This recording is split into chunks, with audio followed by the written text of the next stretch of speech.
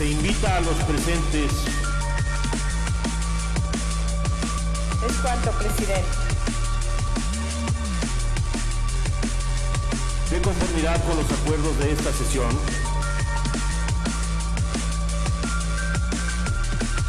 Cierres al sistema. Con la venia de la presidencia, compañeras, compañeros legisladores. En relación con el tema que hoy nos aboca, conviene recordar situaciones que ha vivido nuestro país en relación con el tema de la deuda. 1976, gobierno de López Portillo. Entró en una grave crisis, de las más graves que ha tenido nuestro país en materia de, gracias a la deuda externa contratada por el presidente. En 1976 se estableció un control de cambios. Fue no solamente un control de cambios, sino se declaró en moratoria al país. No pudimos pagar nuestros empréstitos internacionales.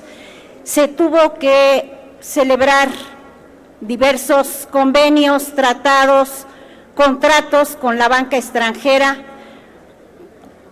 con más de 110 bancos extranjeros que fueron representados por Exim Bank. Se estableció una austeridad obligada en cuanto al gasto público, intervino el Fondo Monetario Internacional y a raíz de esa experiencia, las conclusiones que se sacaron fueron, entre otras, que no se puede generar condiciones favorables para el crecimiento económico y el empleo a través de lo que se ha denominado inversión indirecta, es decir, la contratación de deuda.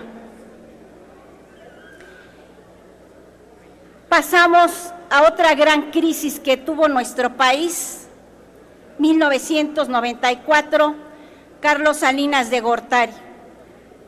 Recordamos que no 2 años anteriores se había dicho, incluso ingresamos a la OECD, y a pesar de eso, de estar dentro de los países, firmamos el Tratado de Libre Comercio de América del Norte, ya teníamos resuelto nuestro futuro económico y se viene la gran crisis económica de 94, en que resultó que México había emitido los famosos tesobonos que eran títulos en dólares y que cualquier particular podía hacer valer y que hicieron valer y que nuevamente ocasionaron la gran crisis del país de no poder pagar estos empréstitos.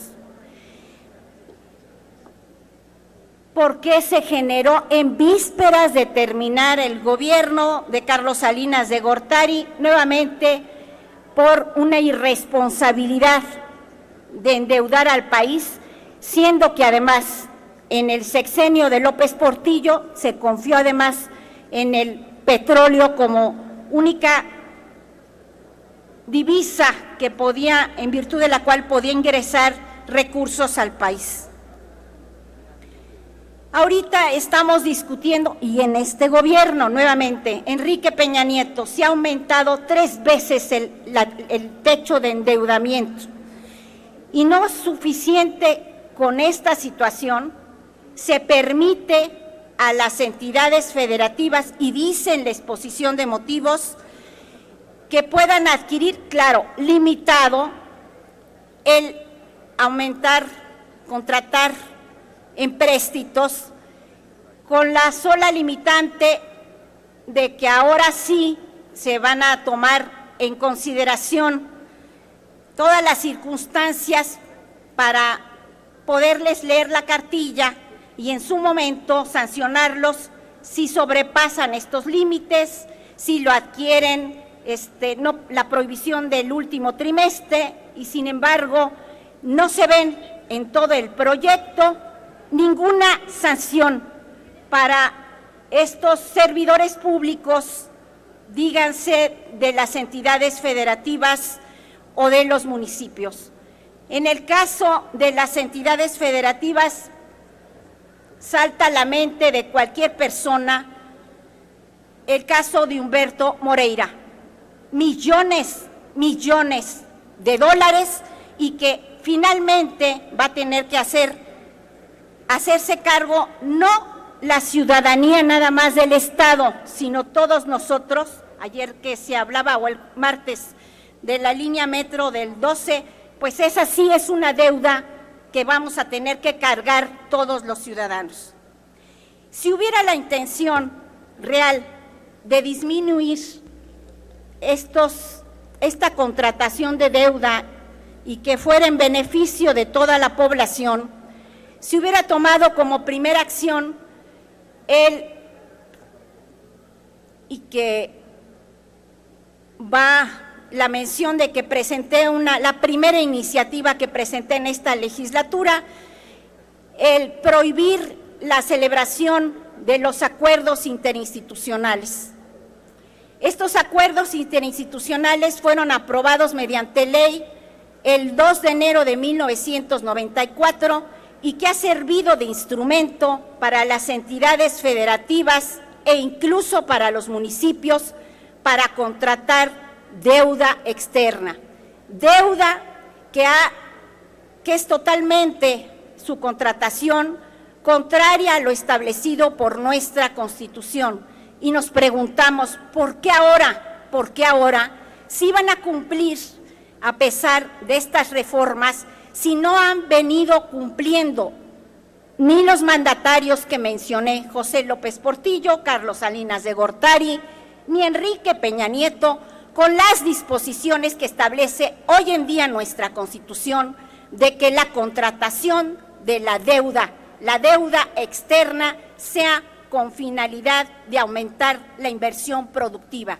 Y sin embargo, sí nos restriegan en esta exposición de motivos que se va a contratar deuda externa, se va a autorizar por parte de las entidades federativas, porque con eso se van a generar empleos y se va a generar crecimiento económico. Nuevamente vamos a caer en el error que no deberíamos de haber caído, que era recurrir a la deuda en lugar de generar inversión y proyectos productivos para generar empleos y el crecimiento económico tan deseado. El proyecto, además, nos puntualiza en pocas palabras que las obligaciones a corto plazo deberán liquidarse a más tardar 3 meses antes del término del periodo de gobierno correspondiente y no podrán contratarse nuevas obligaciones durante esos últimos meses. 3 meses, pues para entonces ya se contrató toda la deuda que va a dejar endeudado al Estado o al municipio. Se establece asimismo que en las constituciones de los estados de la República se precisarán que los servidores públicos responderán por el manejo indebido de los recursos públicos y la deuda, y se propone que las entidades estatales de fiscalización revisarán las acciones de estados y municipios. Revisar un registro, ¿dónde están las sanciones? Porque si no, nos va a ocurrir lo mismo que con Humberto Moreira. Se van a ir tan tranquilos a su casita después de haber robado cantidad de millones de dólares al erario público que nosotros los ciudadanos vamos a pagar. Por todas estas consideraciones, Morena votará en contra de este proyecto de reforma constitucional. Es cuanto, diputado presidente. Cámara de Diputados, 62ª legislatura.